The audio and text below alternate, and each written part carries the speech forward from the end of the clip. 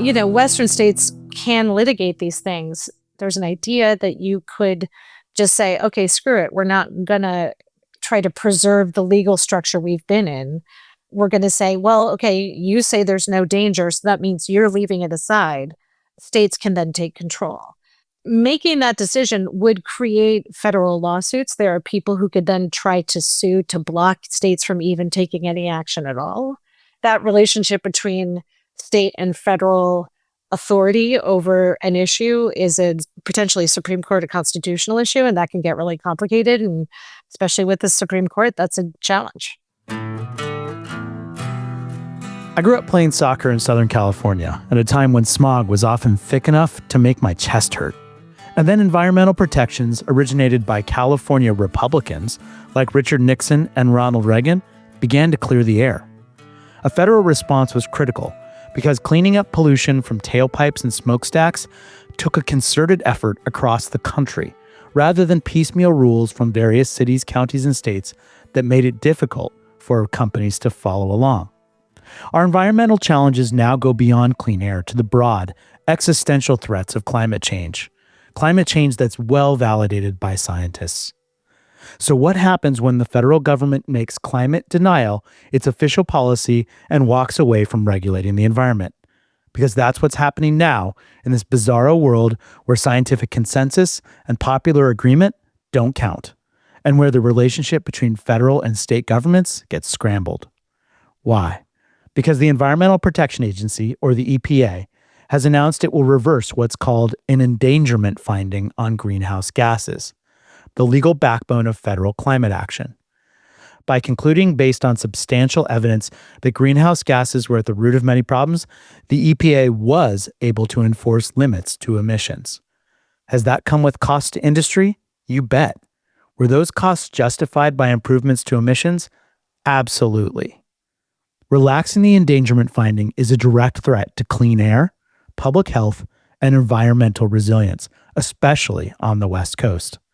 Yes, the EPA seems to be renouncing its name and its mission. I wanted help understanding this and turned to Molly Peterson, a journalist who's been covering climate and the environment for years with NPR and is about to become the environment and climate editor for Cal Matters, the independent nonprofit news organization that's been on a tear. We talk about wildfire, smoke, asthma, ozone, exceptional events, and how the Clean Air Act, once the gold standard of environmental law, now struggles to deal with 21st century climate threats. If the federal government won't act, could West Coast states assert even more control? Could we see state-led lawsuits, state collaborations, or a constitutional showdown?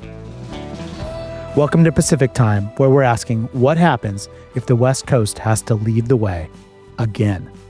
Molly starts by breaking down the implications of the EPA's long-anticipated decision to reverse the federal climate endangerment finding and what it means for us. The endangerment finding is the official determination that greenhouse gases threaten human health and welfare. That's the legal backbone for U.S. climate action. It obligates the EPA to regulate greenhouse gases under the Clean Air Act. If and when it's reversed, the federal government will no longer be legally compelled to regulate these emissions. So it's like ripping the backbone out of federal climate policy. And that could mean rollbacks, not just for power plants and auto emissions, but methane regulations and other things. There's quite a bit of evidence, and it's grown only sharper over the last decade, that people on the West Coast are experiencing human health impacts from climate change. Stanford and Berkeley studies have shown that wildfire smoke has driven a sharp rise in visits to the ER related to asthma. The heat dome in 2021 in the Pacific Northwest killed something like 619 people in Canada and a couple hundred people between Oregon and Washington. I think those are public health agency numbers.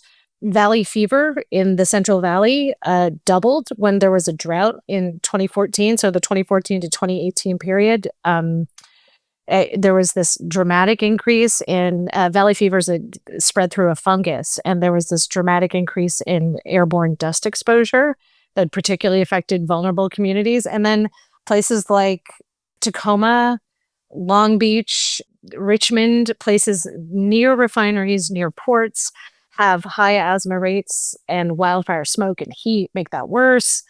You have tribes. I don't know the Pacific Northwest tribes as well, but the Karuk, the Yurok, the Colville, Warm Springs, I think, is a tribe that would be included in this. Like, these are tribes that have like multiple threats that are related. So there are environmental justice communities specifically affected by this too. Is there any scientific backing for the EPA's decision to roll back the federal climate endangerment finding? We're so far past a world. I mean, I've been a climate reporter for decades. And when I started out, there was still this idea that you had to equally both sides things, that you would say for every scientist you talked about, you had to talk about another scientist who had an opposite finding. We've gone past that point, and we're at a point where there are levels of evidence about a problem that there's an overwhelming consensus about. The decision is a rejection of scientific evidence, and that's possible because of the way we've written laws. And our environmental laws are wonderful in the United States in some ways. They are also being pulled to their limits by climate change, and climate change was not anticipated in the legal structures we created. And so the Clean Air Act's a really good example of that for a lot of reasons. So what I'm hearing, to put a point on your answer, is no, there's no scientific standing for this EPA decision, which leads me to wonder, again, just looking through the lens of the leaders and the public on the West Coast, how could we push back against what's happening here? Could we fight this EPA decision, or do we do better to enact our own sets of climate-oriented policies? Well, I should say that I'm seeing kind of two strains of logic on that, right? So there's no federal backstop for states like California and Oregon and Washington and other states in the West and the Southwest have set independent climate policies and goals. They're going to be standing alone with less leverage against industry. So those are the implications. California's clean car standards exist because of a federal waiver under the Clean Air Act, and the endangerment finding is not that waiver, but EPA can argue it lacks authority to maintain that waiver. They could say basically the reason for that waiver stopped existing, and we don't think there's a climate problem, so there doesn't need to be a clean car standard set by California. That could change the picture on how automakers push back on California specific rules and negotiate about them. So the idea to adapt to EVs, which is a very West Coast thing, could run into trouble. I mean, fundamentally, the West Coast could be more isolated. These states have a history of working to overcome this isolation, and California has a history of kind of a local control logic. But the goals that they've set are pretty ambitious, particularly on cars and on power and kind of transforming the grid. And without federal backing, that leverage to industry is dissipated. Western states can litigate these things. There's also kind of an emerging strain. I've seen some law professors talk about this. I have not been reporting on this lately, so I don't know how popular this idea is, but there's an idea that you could just say, okay, screw it. We're not going to try to preserve the legal structure we've been in. We're going to say, well, okay, you say there's no danger, so that means you're leaving it aside. States can then take control. I can speak about California. California's goal has been to be strong and kind of reach up to the federal government and become even stronger. California and other states could conceivably decide, okay, well, if you are explicitly leaving that aside, then you have left that to the states. Making that decision would create federal lawsuits. There are people who could then try to sue to block states from even taking any action at all.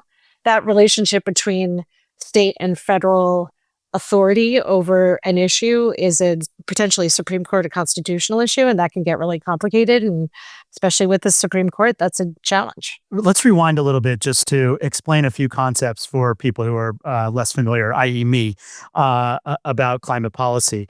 Could you explain the California car situation and what that means for cars and then also for the conversion of the grid? So I wonder whether this might be a good time to do a little history. I didn't know this. So you grew up in Southern California and you breathe smog. I grew up in Northern California where people are like, why would you ever move to Southern California? But Something I learned in reporting on the Clean Air Act was that Los Angeles was hit with unprecedented smog in the 1940s, just like even worse than the beautiful sunsets from icing, choking, block. You couldn't see to the end of the block. You could see maybe 3 blocks. And people thought it was a chemical attack. People thought it was a freak weather event. And scientists went immediately to work on this, and they traced it to the combination of tailpipes and smokestacks, essentially car exhaust and industrial emissions, and the basin's geography. So the geomorphology of this region is that you're stuck in this basin. You know this. So obviously the air gets trapped and then it cooks. And the public pressure and the public discussion around that regionally was enormous. And there was a state level law that California passed a local law that allowed them to establish air pollution control districts. And it was because of Southern California, because there were like these people at the block level were watching out about this problem. So it didn't, at the time, there was no state level enforcement. Counties had the authority to set and enforce kind of some rules on factories and stuff, but it was like this local option. And because of California's history in doing this before there was any sort of federal move in 1960 and 1968, 1970, to make federal clean air laws, California has always had a foot in that the federal government sort of had to work with. And so California, it's been written into law that California, has this everyone recognizes that California has this expertise. The California Air Resources Board, I'm going to be making up the number of people because it's been a few years since I checked, but I want to say 700 to 1,000 to 1,200 people. I mean, it's an enormous enforcement agency, research agency. They do kind of everything. So California applied to the federal government because California had required catalytic converters before anybody else. So California applied to the federal government and said, hey, can we keep our requirements? The federal government said, sure. And that's how California became nation leading on that. I kind of went into a long history there, but I guess that's the complication with our federal rules, is that California has always been pushing the federal government, and it's on air quality specifically. And it's because people here at an incredibly local level recognized that there was a problem and were empowered to address it. Well, and it strikes me that kind of issue that you just described, emissions from tailgates and smokestacks, are exactly Hamilton and Jefferson could have been having a discussion about that, because sure, it starts off at a county level and people on a block worried about whether they can see down the block to their neighbors' houses. But the factory that might be emitting those gases could be across the county line. So it sort of begs for state level regulation. And by the way, if a wildfire is happening in California and it's sending smoke to Nevada, to Oregon, to British Columbia, it becomes a national issue and even an international issue, right?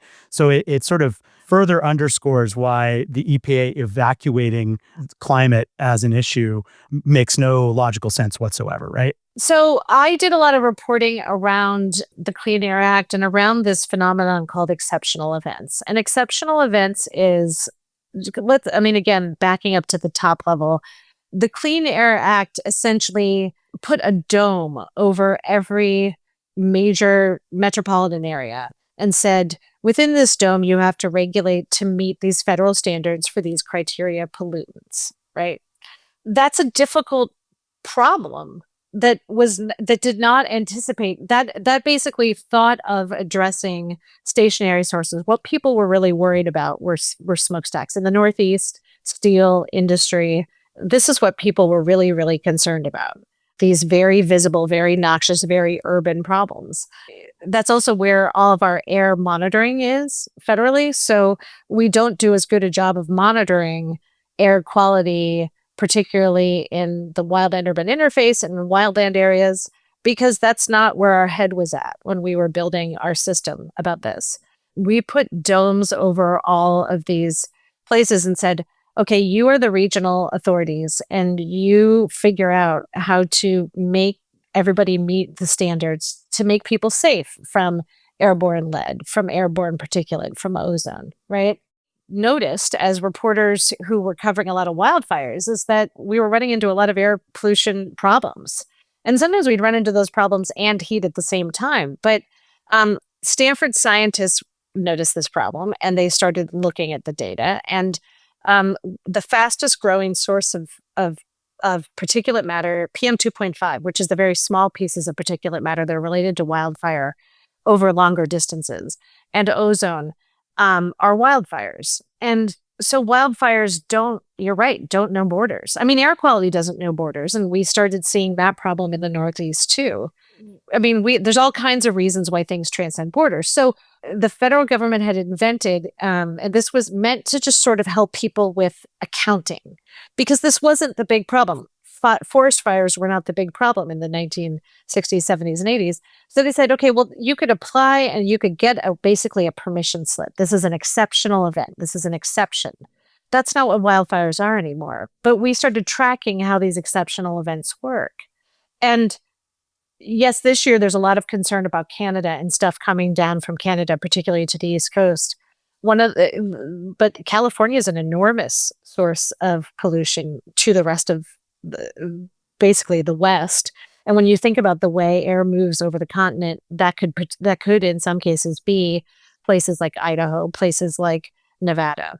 So we have this kind of growing problem that is not accounted for in our conception of how to regulate and improve people's health. And so when we were doing this reporting, I had national editors say to us, the Clean Air Act is the best law we've ever had. Why would you write something critical about it? And it's like, well, this isn't critical of the Clean Air Act. This is about how do we shift our understanding about what the actual threats are to public health so that the Clean Air Act and whatever else we have to do are able to do the job that's necessary. Because there are all kinds of places. The one I'm thinking of right now is Las Vegas. So in Las Vegas, they experience a lot of bad smoke from California. They also, because they're in a desert, are just cooking ozone. And as it gets hotter, there's not necessarily a lot of movement on that. So they don't have huge smokestacks. They don't have factories. They have a lot of casinos in some places, but overall as a state, there's not some huge amount of industry there for them to reduce. And so they're just having trouble meeting basic ozone standards just by living. And so our laws have lasted 50 years. Our environmental laws came about in a time when we began to recognize these problems, Republicans, Democrats, whoever. But we've run into, in some ways, the end of the line on what those laws are accomplishing. And we have to, it seems evident that these laws are not fully able to address the circumstances we're moving into because we have not mitigated climate change. So we have to adapt. I think what your brilliant 2023 investigative piece in The Guardian highlighted was that a highly effective piece of legislation in the Clean Air Act was not up to date. It was not catching wildfire emissions as a basis of air pollution and was leaving loopholes for states to basically not even report data around wildfire events, which were becoming much more frequent. So what someone might have taken from that piece is, gosh, this is an opportunity to refine the Clean Air Act. And instead, federally, we're moving in the opposite direction of just, putting aside a lot of this very good and very effective environmental legislation. What we also found was that there was strong interest and awareness of this issue in some parts of the country more than others. It was surprising that you would find a place in like North Carolina or in the Southeast that was dealing with this problem and exceptional events was part of it. But really, this is a deeply engaged with problem in the Pacific Northwest and California, because these are states that are already thinking about how to set collective goals about these things, how possibly to trade emissions. These are things that the West Coast is already thinking about. Could you elaborate? How is the West Coast thinking about it? What is happening? What more could be happening on the West Coast in the likely event that the federal government evacuates its leadership position on this? Broadly, when I think about climate stories, climate policies, climate laws, there are agreements that attempt to sort of, end or minimize or reduce emissions. And then there are laws and policies that recognize changing circumstances and help with adaptation. And so with the former, that's something I've covered on and off over the years. I haven't covered it a great deal lately, but there may be small nuances of things that I want to kind of allow for the fact that it's really complicated. But the Western states have participated in the kind of a creation of a regional carbon market on and off. Washington State is apparently considering joining California and Quebec in kind of a regional carbon trading market. There are coalitions that have arisen because we've had about 8 years of what's the federal government doing about this internationally. There are multiple states, not just in the West, but that attempt to, these are kind of regional compacts among the states that attempt to bind us to Paris-style commitments. Then these states kind of work through cities and ports and utilities to set collective goals. So those goals work across like the grid utility, like there's a regional grid understanding. One of the things you had asked me to think about was like, how can the West tackle these things without federal support? I don't know what the right answer is. Obviously, I just write it down. But Western states could deepen regional collaborations, they could align grid policy, among these states. Sometimes there are conversations about doing that. They could standardize electric vehicle incentives and kind of how you want to create an electric vehicle infrastructure so that people could move among states. They could coordinate wildfire management across borders. The other thing is that there are pension funds at all these states. There's venture capital, there's state treasuries. I mean, you and I went to college together. I literally attempted to stay as far away from all this as possible. And I, for many years, just have asked our friends, what do you do with the pots of money? I think of it as pots of money still, but these are pots of money that are public and or public-minded. And these pots of money could direct funding into clean tech and into resilience. Like there are people I've done some reporting on kind of venture capital. I grew up in Menlo Park, which is now a place, but wasn't when I grew up. But, Sand Hill Road, there are people who specifically invest in wildfire resilience startups and strategies. So that's something that could become large. So you've referred to the idea of compacts, which are a constitutionally recognized concept for states to join forces independent of the federal government. There are plenty of examples of this happening already in the West. Western states collaborate on water usage and tapping the Colorado River Basin. Western states collaborated in creating the Western Governors University, which is now, I think, the largest online university with more students than any other university in the country. So there's plenty of precedent for states coming together around areas of shared interest where the federal government may play no role at all.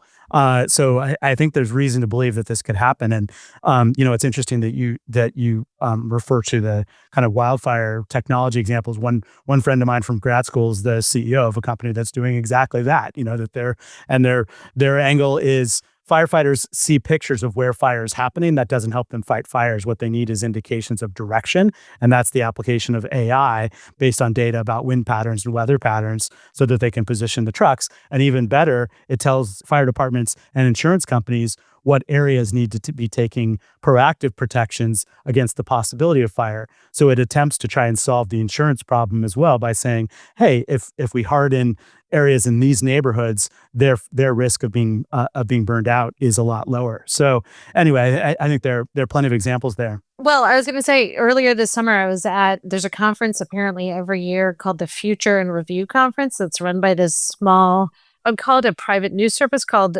Strategic News Service, which Strat News kind of is for family offices and investors. And I was there talking to some researcher from UCSD, this idea of using machine learning and AI to sort of process these enormous amounts of data to sort of make it useful to certain kinds of companies. Like that's part of that deal. And with the compacts, after that conference, I just go to conferences, it sounds like, from this story. But I was in Brazil earlier this month at a conference of investigative journalists in Sao Paulo called Abrage, and we interviewed Anna Toni, who is going to be the head of the UN COP that's happening in Belém in November. And, one of the questions I asked her was, do these things actually matter? Do these regional compacts actually matter? California, since Arnold Schwarzenegger, but Jerry Brown, Gavin Newsom, all these governors have entered into these kind of subnational agreements.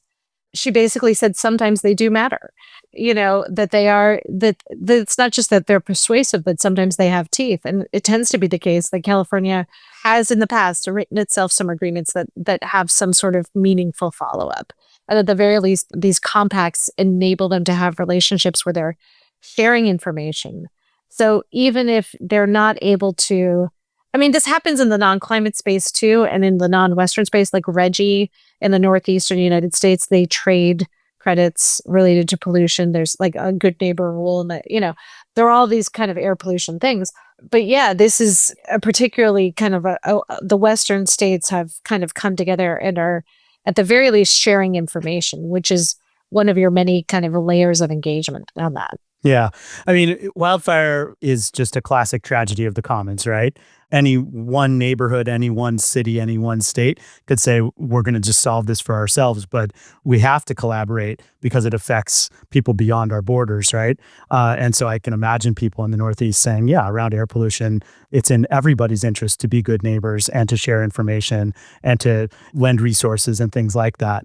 On the subject of wildfire, a recent guest on the podcast was Hillary Franz, who was the Commissioner of Public Lands in Washington for 8 years. She takes great pride in the progress she made. Early on in her term, we had the worst wildfires in history in Washington, with smoke affecting, all of our neighbors in BC and in Idaho and Oregon, California as well. She looked at it and said, gosh, we have 7 Vietnam era helicopters and only 40 full-time firefighters. And you know what? She won unanimous bipartisan support for a $500 million investment in Washington state, which is reluctant to make new investments by and large, to up their game. And guess what? It looks like so far, knock on wood, Washington's made very steady strides at not just responding to fire, but actually implementing common sense measures to protect fire. So I'm curious to hear, kind of your learned assessment of those claims, but also, if there's an opportunity to scale up practices like Washington has practiced, noting that, Oregon and California and Idaho and other neighbors have their own hard challenges and their own scarce resources to reckon with. I think Washington's a good example. Bottom line, it's a good example that if you steadily invest in prevention and not just response, it pays returns over time. And that's something we know from disasters and disaster policy. And if we still had a functioning FEMA, that would be something we knew too. That applies for flooding, that applies for hurricanes. Like, that's the number that they always give at the public hearings, which I don't think is well verified, is every $1 of prevention avoids $4 on the back end, right? But there's some things that went down differently in Washington. Washington did invest earlier. California has more highly populated WUI areas and more WUI areas overall. WUI areas? Oh, sorry, wildland-urban interface. So the seam between what we consider an urban area and what we consider wildlands. Okay. So California has developed into wildland and wildland risk areas in ways that are challenging because there's more people. And so in Washington, fewer people in a vulnerable forest means there's less risk. In order to spread these policies, you'd need to have reliable funding streams. You also need to educate a wider swath of the public about wildfire smoke and about the fact that not all smoke is likely equal. And I say that because there have been some scientific studies that show that there's a difference between the intensity and risk associated with prescribed burn wildfire smoke and the kind of when you burn into a wildland urban area and you start getting concerned about what you're burning and how far it travels. And are you burning paint and garage and plastic and metals and the batteries of your Teslas? The other thing I can speak about in California, but I'm not sure I have the capacity to compare. Somebody like Dan Walter probably does or might. Somebody who's thought really hard about like state to state relationships on this is California has a long tradition of local control on its land use. And that means that we have these tensions that are constantly under control, because you have this idea of it's a mixed bag to have local control, because you have these good ideas about how do we adapt, and also these other ideas about we don't want things to change. And politically, there can be real challenges around that, especially when, economic interests get involved. So that preference for local control in land use definitely is a mixed bag. This may be a good pivot into talking about what we're watching in the wake of the Palisades and Eaton fires and the rebuilding efforts as an example of, kind of local control versus state. The California legislature, with Gavin Newsom's vigorous support, has just relaxed some environmental standards, for a lot of economic reasons, but ostensibly to help accelerate the rebuilding process. Number one, is that a fair characterization? And number two, how is that going down, and what kind of tensions are you observing on that process? I mean, I think it's fair to say they relaxed it because the fires were not even remotely under control when they first said that they would do whatever they needed to do to get people back in their homes. I wrote something on Medium called "Disasters Are Exactly the Time for Urban Planning," because in the aftermath of the fires, Gavin Newsom, Mayor Karen Bass, like other local leaders, one of our many recovery czars, Steve Soboroff, they were all saying this is not the time for urban planning. So we just need to get people back in their homes, and we need to do whatever we need to do to make that possible. That kind of logic intersected with a much longer, messier, sprawlier history of the California Environmental Quality Act. And there's a lot of complicated thoughts on that. State lawmakers and state policy have grappled with the tensions around permitting communities to rebuild faster, while also wanting those communities to build back better and more safely.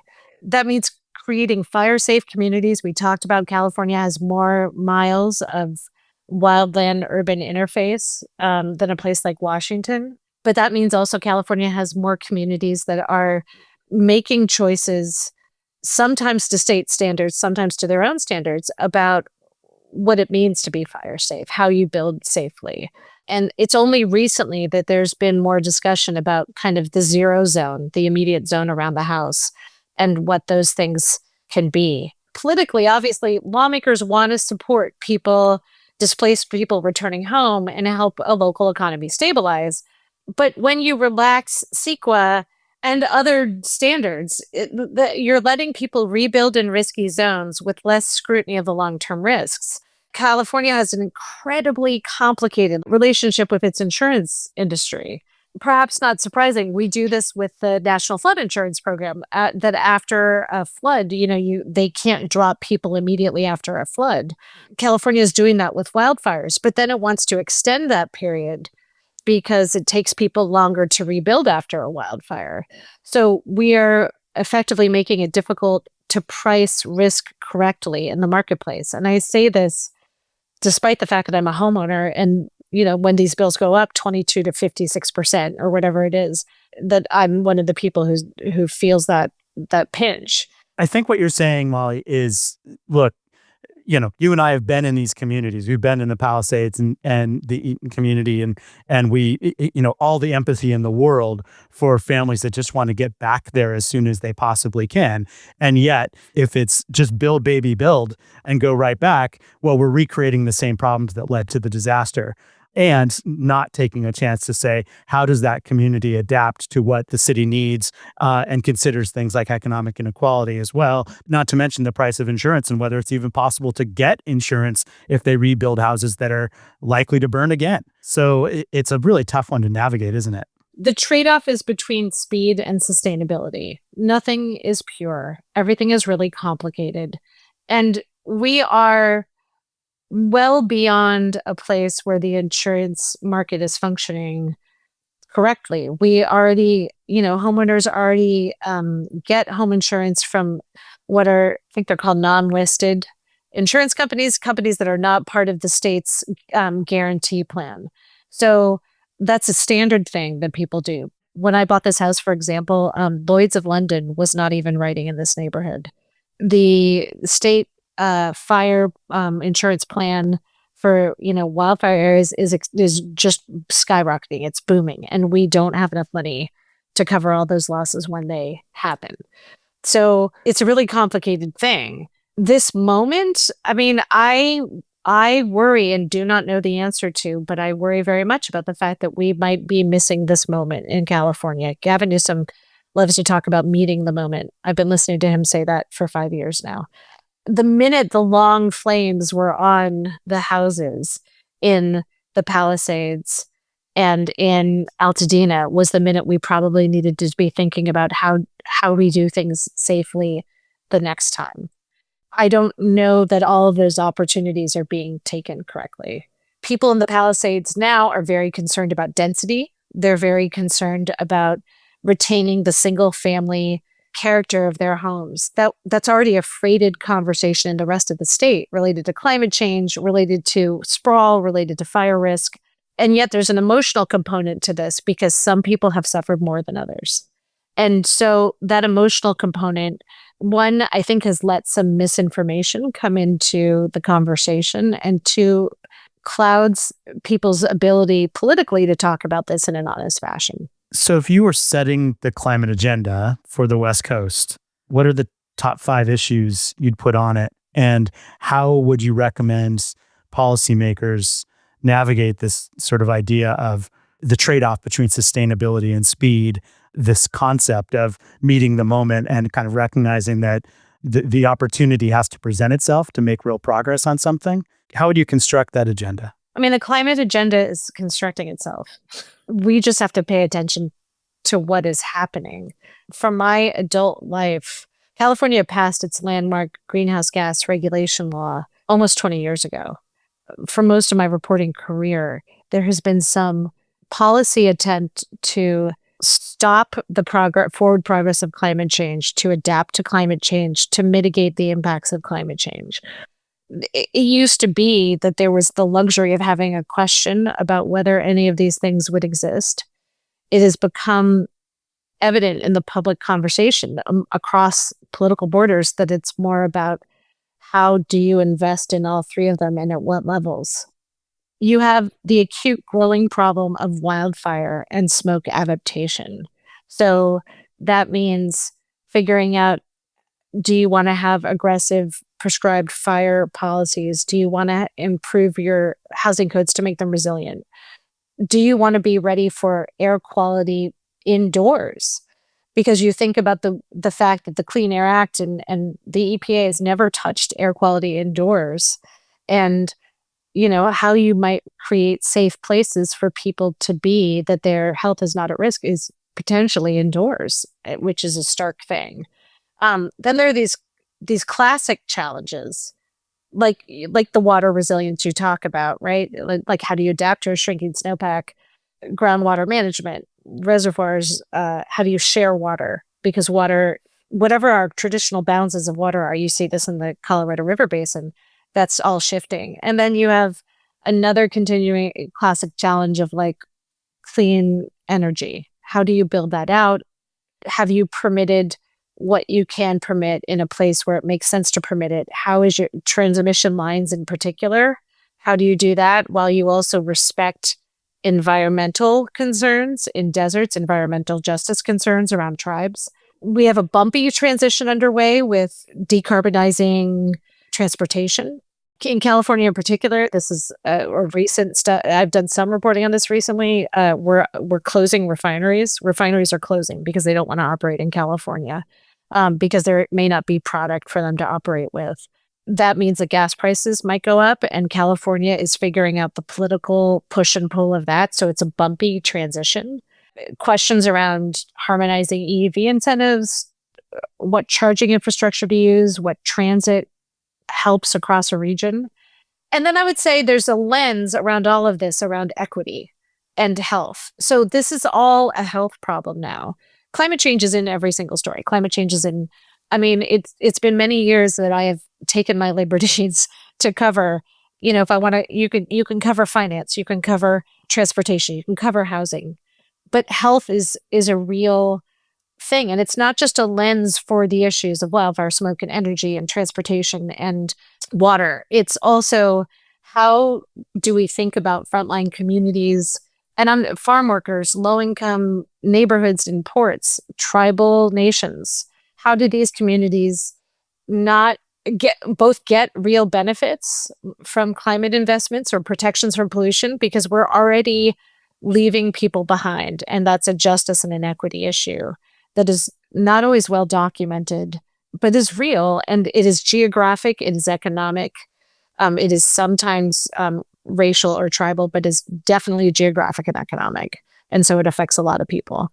I think what you just spelled out, melts my brain because it's so far reaching and so important. And as you say, I mean, it's in every story, but it also occurs to me that the West Coast isn't really waiting for federal direction and can't any further. So plenty is already in motion around so many of the stories that you talked about. And, it's interesting also to think about, well, hey, on the negative side, what disasters are we going to have to respond to? And sure, there will be more fires and there will be more floods.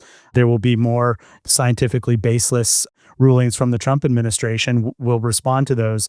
But on the opportunity side, this innovation economy on the West Coast sure wants to build out data centers for AI. Well, we're going to have to figure out a very new way to power those if power plants are wrapping up in California. We're going to have to think about solar. We're going to have to think about wind. We're going to have to think about hydro and other forms of power if we're going to keep up with the opportunity to innovate, right? Yes. And two quick thoughts about what you're saying. One is maybe we stop calling them disasters and we call them events because, and I don't know that I always knew what it meant, but one of the things people said to me a while ago, and this, 10, 12 years ago, was you have to live with fire. And we talk about that all the time now. Living with fire means that fire is not a disaster if we understand how to have a relationship with it that is not extreme and out of control.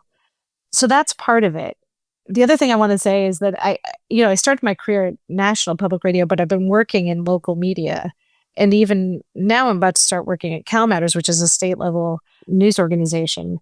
I have a lot of faith in local communities, and it comes a little bit from being in California, but it also came from my time in Louisiana. That newspaper, the Times-Picayune at the time, I mean, there's an amazing environmental reporter there, Mark Sostein, who wrote this amazing, essentially, prediction of what could happen with the flooding, a Pulitzer Prize-winning series. But that newspaper, when I moved to that town in the dark of 2005, that town was on its knees. The reporters in that town, the newspaper the people were a mess. They were burned out. They were cleaning up their homes. I wasn't burdened with that. And there were other people who were not burdened with that. And I was in an environment where I was seeing the transformation of how we share information. And we share information now at a local level in a way that's different than we used to. And I see that local knowledge and local information as power. And I see local news organizations forming alliances and figuring out how to tell stories authentically with the values of the communities that they're covering, surfacing like the solutions that these local communities are coming up with. And it seems really important to sort of figure out, I think you're asking all the right questions by trying to figure out how to harness what is essentially a local instinct for survival. The EPA's retreat from climate policy isn't just symbolic. It has direct consequences for every breath we take, every sip of water we drink, how we power our vehicles, and the data centers that will figure prominently in our futures, how we address the plastics that are everywhere in our environment, and now in our own bodies. And as Molly Peterson made clear, we're now living in a world our current environmental laws didn't anticipate. The West Coast has a choice. Fight this rollback in court to preserve the old laws and build on them, or take climate protection into our own hands. It's not a new role for states like California, but it's more urgent than ever, and it calls for states to collaborate with one another and with other countries in concrete ways that radically expand on how we've worked together in the past. The federal government has left the field. It's time to play a new game if we're to tackle environmental challenges that are some of the most urgent of our time. So here's a spicy question. To address clean air, clean water, clean power, what deals could California, Oregon, and Washington strike with our neighbors in the West? I'm thinking of Alaska, Hawaii, Idaho, Montana, Nevada, Arizona. What deals could we strike with Canada and Mexico? I'll leave you with that. Thanks as always for being with me in Pacific Time. If this conversation moved you, share it with someone else who breathes West Coast air. Follow us wherever you listen to podcasts and also on social media at Pacific Time Podcasts. See you next time.